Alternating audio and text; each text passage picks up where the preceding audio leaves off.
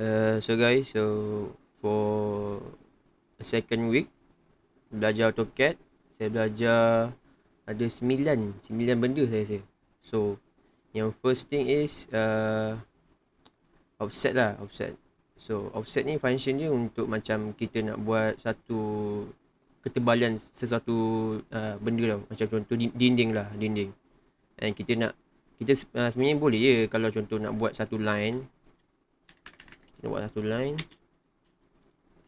Lepas tu buat satu line. Lepas tu kita boleh je kan nak buat tebal dinding tu, kita nak buat lagi sebelah, kita copy je kan. Tapi kalau kita copy, kita tak boleh nak tulis berapa angka dia. So function offset, itulah function offset untuk kita boleh letak berapa tebal yang kita nak tu. So offset, and then pump, specify kat mana kita nak dulu, ataupun letak saja berapa tebal yang kita ada. Contoh kita letak 100 je kan, 100. So nampak lah tebal dekat situ. Saya zoom sikit. Dia 100 sebab nampak kecil sebab 100 lah. Kalau saya buat lebih besar lagi, nampak besar dia. So sini lah. So macam tu lah cara guna offset. Kalau kita buat rectangle pun sama juga. Contoh kita buat rectangle, kita ambil 1500. Lepas tu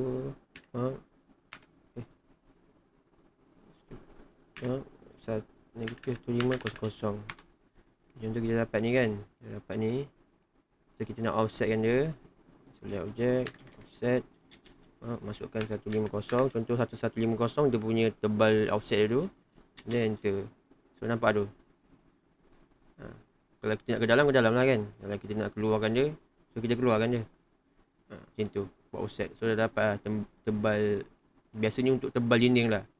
Untuk bagi ada distance dekat situ. Okay, so tu adalah offset. And the second thing is explode. So explode ni function dia macam contoh kita nak satu segi empat yang isi padu macam apa ni, isometric punya bentuk kan. Kita nak bahagikan dia. Nak bahagikan dia pada 4 bahagian. Contohnya macam rectangle juga. Contoh macam rectangle kan. Okay, kalau saya pergi kat sini sekarang, dia semua bahagian dia select. Ni select, ni select, semua select. So explode ni function ni untuk macam contoh kita nak gerakkan yang line ni je daripada sini ke sini. Kan? So just kita select and then type. Select, type explode. To extend salah. Explode. Okay. Dah siap. So nampak tak? Bila kita explode, dia akan jadi macam ni balik. Dia akan jadi macam satu. So senang lah untuk kita gerakkan. Nak keluarkan benda ni ke apa ke kan. Nak keluarkan ke, nak masukkan ke, ikut lah. So function ni memang untuk dia agihkan satu bentuk dulu lah. Nak satu-satukan bentuk tu, supaya senang kita nak gerakkan satu-satu. Okay, kalau macam tu mungkin tak faham lagi kan. So cuba kalau kita buat dalamnya. Contoh lah kan, kita dah siap satu benda ni. Contoh kan, kalau saya select ni semua select. Dia semua select. So kalau kita nak gerakkan satu je kerusi kat sini kan. Kita nak gerakkan satu je kerusi. So kalau kita nak gerakkan satu je, kita tekan dulu semua objek ni. Tekan dulu semua, lepas tu kita explodekan dia. Okey dah. So dah boleh gerakkan satu-satu. Dia dah satu. So dah boleh gerakkan dia. Boleh gerak dia kat sini dah. Dah boleh buat satu. Dah boleh gerakkan dia lah. Okay, lepas tu also, okay, itulah function explode. Okay, next pasal stretch. Stretch ni macam contoh lah, stretch ni kita buat pentagon. Sekejap. Mana dia? Sekejap, polygon. Okay, contoh kita buat 6. Enter. Lepas tu kita buat 6 kan. Buat 6. Okay. So function stretch ni untuk macam kita regangkan. Contoh kita, macam satu bahagian ni kita macam nak tarik dia lah keluar sikit ke, macam bentuk lain ke apa ke kan. So kita just pergi kat sini stretch dia. Biasa kat sini memang dia dah ada kat sini tulis. Kalau kita biarkan cursor kita lama kat sini, dia akan tulis ni stretch ni. So just stretch je lah. Nampak tu? Nampak kita macam memanjangkan dia, kita macam regangkan dia. Macam tu. Ataupun Kalau saya buat rectangle, buat macam ni kan. Contohnya kita nak buat tangga ke apa kan. Kita boleh stretch tu kat sini. Sampai sini, stretch je. Sekejap. Sini. Stretch je. Faham tak? Macam tu. Tarik je. Dia sama je macam kita boleh guna move juga. Kita boleh guna move. Tarik macam tu je. Tapi kalau nak diikutkan stretch ni, sebenarnya function ni macam ni lah. Kita nak satu bentuk tu, dia macam boleh stretch macam tu lah. Boleh menarik. Dia macam meregangkan sesuatu tu. Macam tu lah. Okay, next. Scale. Scale ni, macam kita tahu, dia macam nak membesarkan ataupun mengecilkan satu benda tu.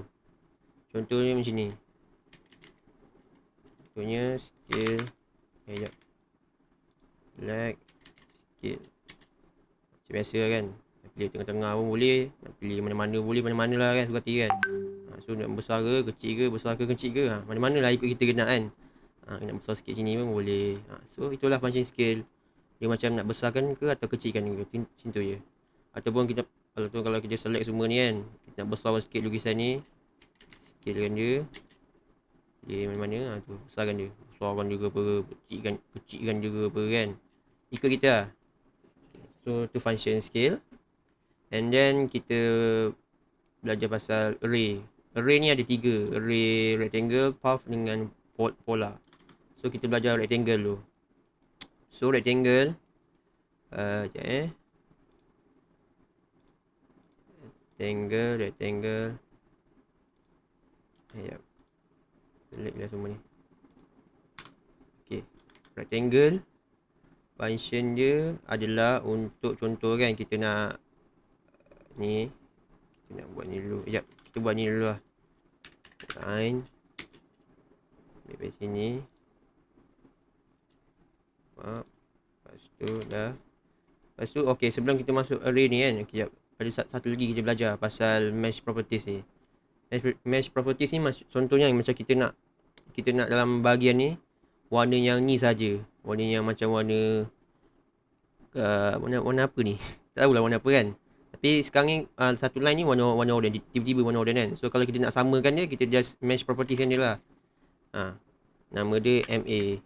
Kalau type MA je. MA. Select dulu objek yang warna yang kita nak tu. Yang ni. Lepas tu paintkan dia kat sini. Okay dah. Dah siap. So kalau kita nak buat array tu kan. Array rectangle tu. So firstnya kita akan buat macam ni dulu. Kita buat offset dulu. Boleh je kita buat offset pakai benda ni. Kita ambil 100. Okay dah. Yang ni saya buat untuk ni apa ni. Nak buat dalam office punya ni. Office punya dia punya dinding tu. Office punya dinding tu. So saya nak buat office punya dinding. Nak buat ni kira ada dalam 5 atau 6 bilik lah. So first thing first, kita kena ukur dulu. Ukur dulu daripada sini ke sini. Berapa dia punya tu. Saya guna dimension dia. So 1524 kan. Okay, 1524. So kalau kita nak buat array rectangle, dia akan jadi macam satu dinding ni. Dia akan jadi dalam 2, 3, 4, 5 macam tu. Kita boleh je nak pakai copy kan. Tapi kalau nak pakai copy macam lambat sangat kan. So ada cara yang kedua adalah pakai array. Okay, so sebelum kita nak pakai array tu, kita akan gunakan ni. Kita kena groupkan je dulu. Sebab apa nak kena groupkan dulu? Sebab kalau kat sini kalau kita tengok, dia dua line yang berbeza. Dia kira macam kita dah explodekan dia. Macam itulah. Kalau kita nak groupkan dia, just select dua-dua ni and then right click, nampak ada perkataan group kat sini and then kita groupkan dia. So kalau kita tekan ni, nampak dua-dua dia dah group dah. So kalau kita nak ungroupkan dia balik, ungroupkan dia lah. Sini kita nampak ada ungroup ni. So ungroupkan dia balik, so jadi dua line ni. Kita undur balik. Okay. Dia jadi group. Okay, lepas dia jadi group, barulah kita boleh nak buat ni array rectangle. So kita select dulu objek, kita buat array rectangle. Okay, nampak dia dah keluar sini. Dia dah keluar siap 4. Sebab apa dia keluar lagi 3 sini? Sebab kat atas kolom ni dia dah boleh 4. Okay, first thing saya rasa kena masukkan ni dulu lah. Dia punya distance dulu kan. Okay, distance tadi berapa? 1524 kan. Okay, enter. Okay, dah nampak dah sini. Dia boleh nampak kan, dia dah membahagikan setiap daripada sini ke sini, distance sini ke sini, dia dah sama dah. So kalau kita tengok sini lagi, dia macam ada kosong lagi kan. So kita rasa berapa lagi dia boleh letak dalam 5 ke atau 6. Cuba 6. 6 macam lebih satu, so 5 lah. Okay, 5 je. Okay, pula. Lepas tu row je. Row je kalau tengok sini kan, ada sampai ke atas pula benda ni. Sampai ke atas pula demi row ni. Row ni maksudnya satu line sini lah, row ni. So kita nak berapa, kita nak satu je kan. So nak satu je lah. Satu je. Okay dah. Dah siap. So itulah array rectangle. Okay, lepas tu contohnya kita nak letak ni. Kita nak letak kursi ni dekat tengah-tengah antara line ni dengan line yang ni. Yang ni saja, bukan line sebelah ni, yang ni. So tengah-tengah ni lah, tengah-tengah satu bilik ni. So kalau kita nak buat macam tu, kita bawa dulu ke atas. And then kita klik objek ni, kita gerakkan sikit. Dah gerakkan sikit, kita tekan shift and right click. Okay, nampak kat sini ada mid between 2 points. Tekan tu, kita ambil mid between first point kat sini, and then the second point is here. Okay, nampak dah, dia dah tengah-tengah ni. So kalau dia tengah-tengah, kalau kita naikkan sikit, naikkan sikit. Naikkan sikit sini ke boleh lah, ikut mana-mana nak kan. Kat sini lah. Ambil sini. Okay dah. So kalau kita nak tambahkan lagi setiap bilik ni ada kursi sama. So kita buat apa? Kita buat sama je lah. Array rectangle. Sama je. Tukar yang atas ni 5. Masukkan yang distance sama tadi kan. 1, 5, 2, 4. Masukkan. Lepas tu row je satu saja. Okay, dah siap. Macam tu.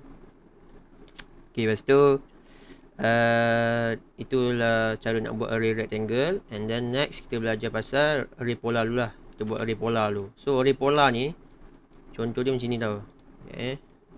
Padam dulu. Kita ambil satu kursi kat sini. Sekejap ambil kursi sini. Kursi ni satu. Explode. Copy. Buat ni satu.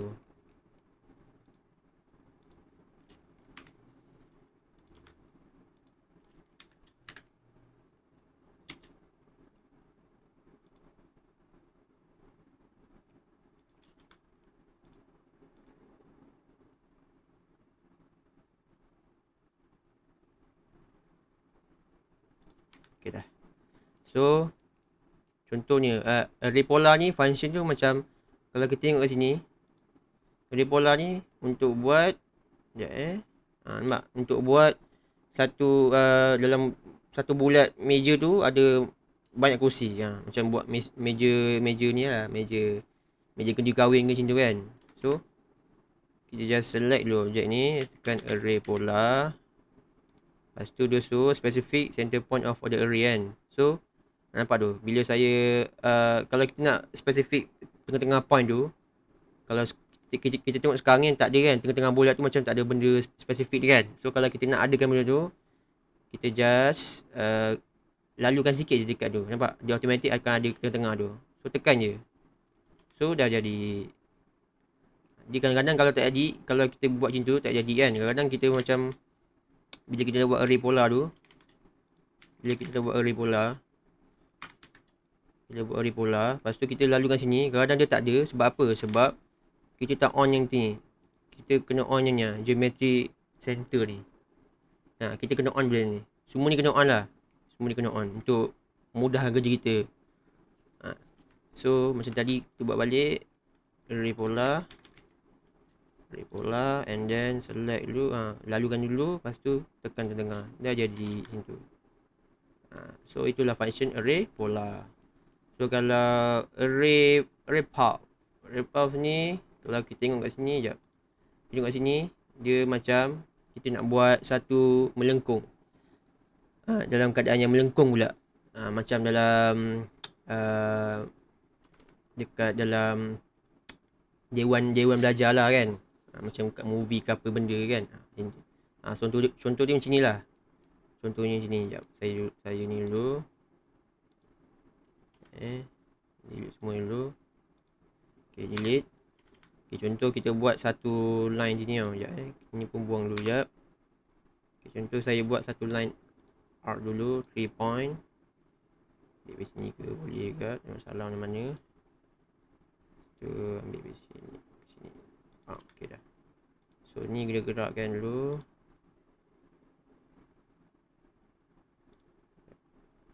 Dia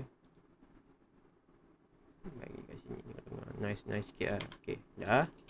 Okay, contoh kalau kita buat array path tu, just sama je macam bola tu. Select dulu, tekan array path. Lepas tu dia kata suruh select curve dia. Mana curve dia? Ni lah curve dia kan. So select je. Map dia jadi dah. Situ je, senang je. Dia dah terus jadi dah. So macam tu lah cara dia untuk buat array path. Okay, dah habis yang tu. Lagi satu belajar pasal ni, break at point dengan join. So break dulu. So break ni function dia, contoh kita nak bahagikan antara kita nak buang tengah-tengah ni kan, line daripada line sini ke line sini, yang line panjang ni atas ni kita nak pisahkan dia, nak breakkan dia. So cara nak break tu boleh je kita pakai trim, tapi cara yang kedua kita pakai break lah. So function break ni adalah tekan dulu, lepas tu select objek dulu, objek mana yang kita nak potong dulu, nak breakkan dia. Select dulu objek tu. Lepas tu kalau tengok bawah tu kan, dia kata specific second point kan. Dia dah awal-awal dah specific second point, tapi kita ada 2 point. So tekan right click, nampak sini ada first point, tekan first point. So ambil dari sini ke sini. Okay dah. Jadi dah. So dia dah bahagikan 2 point. Maksudnya dia dah bahagikan tu kat sini lah. Dia dah bahagikan 2 ni. Dia dah berpisah. So lagi satu, kalau kita pakai trim, dia sama juga kalau kita pakai trim. Kalau kita pakai trim, tarik di sini, sama je dia di sini juga. Tapi ni cara kedua, sebab AutoCAD ni dia kebanyakannya satu function kita nak buat satu benda tu, tapi dia ada banyak method dalam AutoCAD ni. Dia ada banyak method. Method tu yang kita kena belajar. Dan setiap method tu ada cara-cara dia. Macam contoh method pertama ni kita rasa macam lambat method ni. Method kedua ni macam senang gila method kedua ni. So pakailah mana yang kita rasa senang untuk kita pakai lah. Macam tu. So bila kita dah breakkan dia 2 line ni, and then contoh kita nak joinkan balik kan. Kita tekan join ni, and then select objek yang ni, and then select objek ni, and then dah bersambung. Nampak tak? Dah bersambung. So itulah function join. Okay, kalau function untuk break at point ni, function ni macam contoh lah kan, kita tengok sekarang ni, line yang satu atas ni dia semua bergabung kan, satu line yang sama. Okay, contohnya kalau kita nak gerakkan daripada line sini, daripada sini, sudut sini, point ni ke sampai ke sudut sini ke mana-mana kita nak kan. Kita nak gerakkan dia supaya macam nak boleh masukkan benda ke apa benda kan, nak boleh orang lalu ke apa kan. So function dia adalah kat sini, break at point ni. Dia akan memutuskan satu line panjang tu. So select dulu objek, and then kat mana kita nak putuskan tu. Contoh saya ambil dekat sini lah kan. Okay, ambil sini je. Ambil sini. Okay. Kalau kita tengok sekarang, nampak? Dia dah satu line je kat sini. Satu ni yang bercahaya. Sebelah ni bercahaya lain. Dia dah potongkan, dia dah bahagikan 2. So kita boleh gerakkan benda ni. Dia boleh gerakkan line ni, kita dah boleh buang. So kita nak buang kan. Kita nak buang line ni. Okay, buang lah. Supaya orang boleh lalu masuk ke apa ke kan. Ikut lah, terpulang. Tapi itulah function dia untuk break at point.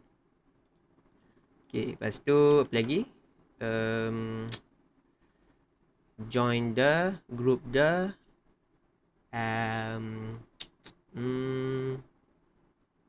Mesh properties dah. And then rasanya tak ada apa lagi kot. Mid between dah, polar dah. Okay, saya rasa itu saja untuk week yang ketiga. Jumpa pada week yang keempat. Assalamualaikum.